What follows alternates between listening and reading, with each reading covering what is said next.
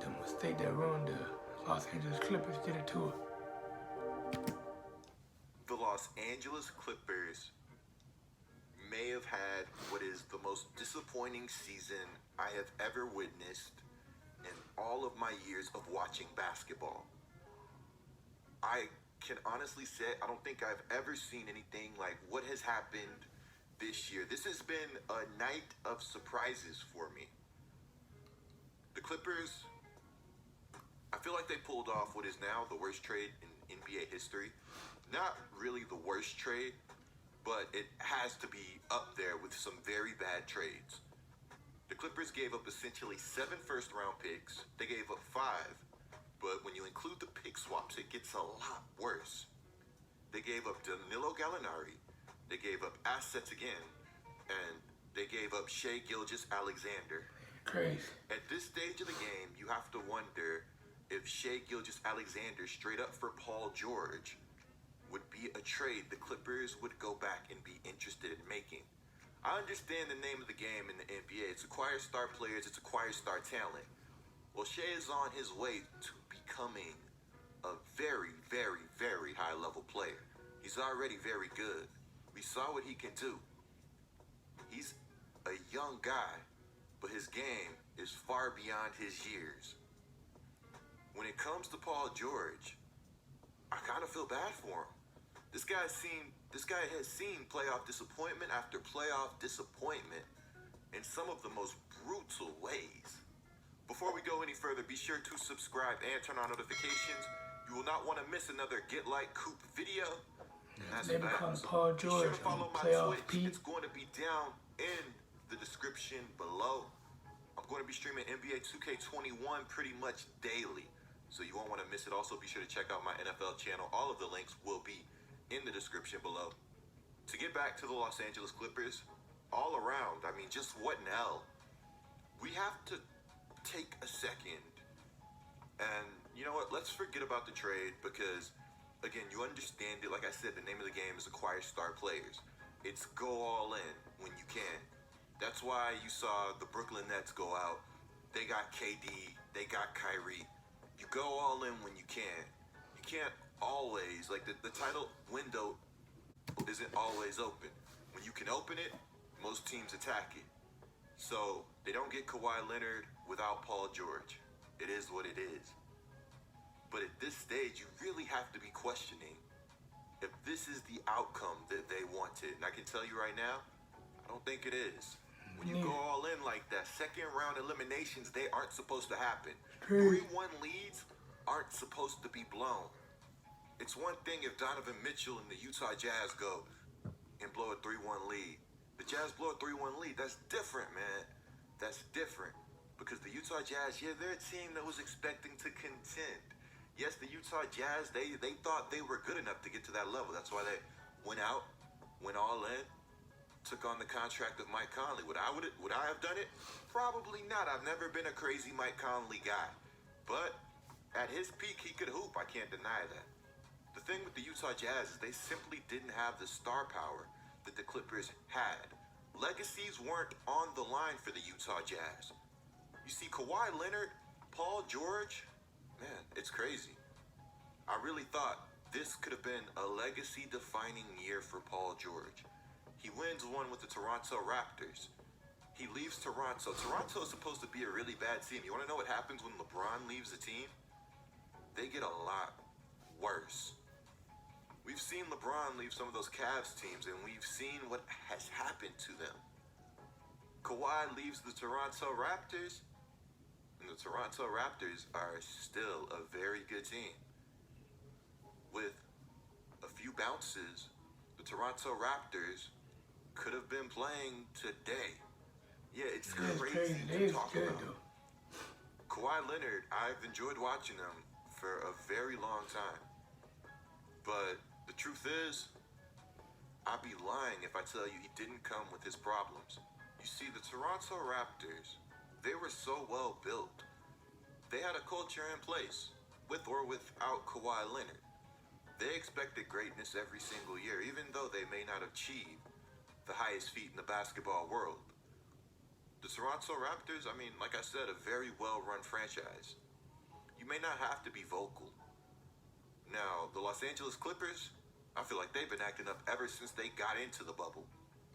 I saw Doc Rivers multiple times question the efforts of his team in the bubble. I think that's interesting because the Clippers have been an incredibly hot and cold team. But at the same time, Doc, you gotta look yourself in the mirror and you have to question your own coaching decisions. You got out-coached by Mike Malone, who in my opinion should have never been fired by the Sacramento Kings. I thought Malone and Boogie, I thought that was a match made in basketball paradise. But of course, you know, things I guess don't always work out like you expect they would in the basketball world. In the league, man. This series has been a very, very fun series to watch, again, if you enjoy basketball. We got to watch the emergence of Jamal Murray, who was going to get his own dedicated video. Jamal Murray hit some insane shots in this game. I mean, this guy's hitting drifting fadeaways like it's 2K with a hand in his face. This guy is proving everybody wrong. And look, I might never make a Jamal Murray video without saying this, but the Pelicans drafted Buddy Hield over Jamal Murray, and to this day, I still can't forgive them. A lot of people say, well, Coop, Buddy Hield, or whoever the Pelicans drafted would have been traded to the Sacramento Kings, and that's just not true. Because the Sacramento Kings, they had their eyes, they had their heart set on Buddy Hield. It wasn't a trade with the Pelicans that the Kings sought out. It was their owner seeking out Buddy Hield. I think it's also time we had the Nikola Jokic convo.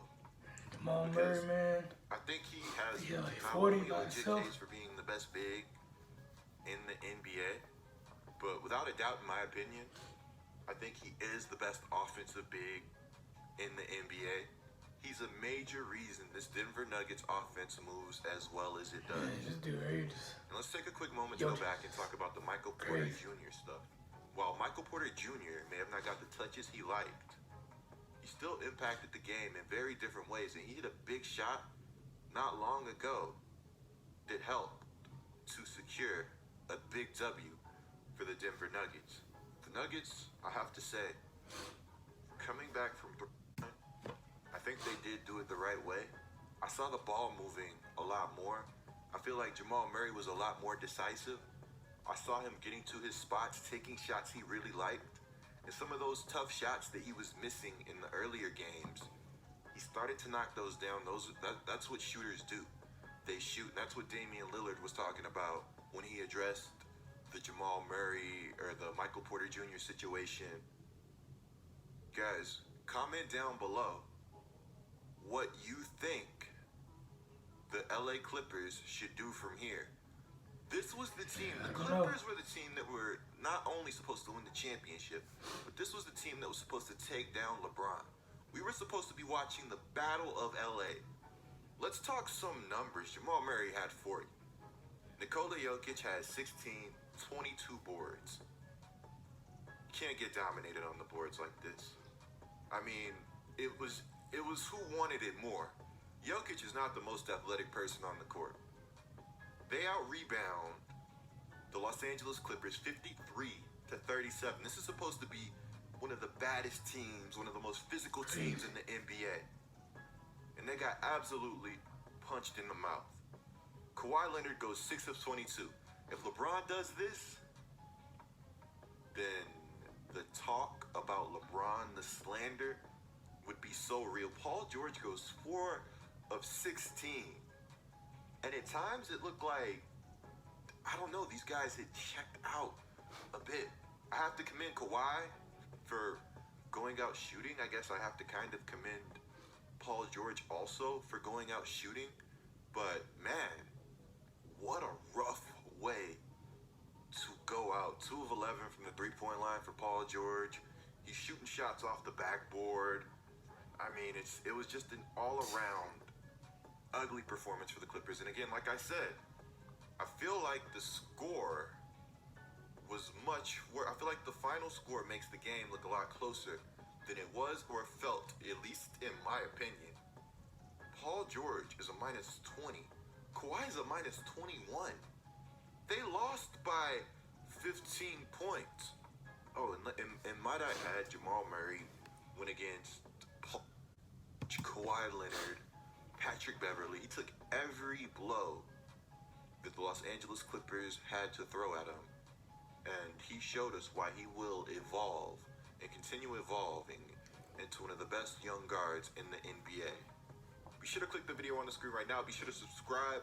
I'm Get Like Coop, guys. I hope you enjoyed it, and I am out. That's in the video, guys. With my thoughts, man. It's crazy, man. You cannot double team Jokic. You cannot. Man, you break down your defense, man. Jamal Murray, man, he's going crazy. That's in the video. Make sure you like, comment, subscribe, turn on post notifications, and I'm out.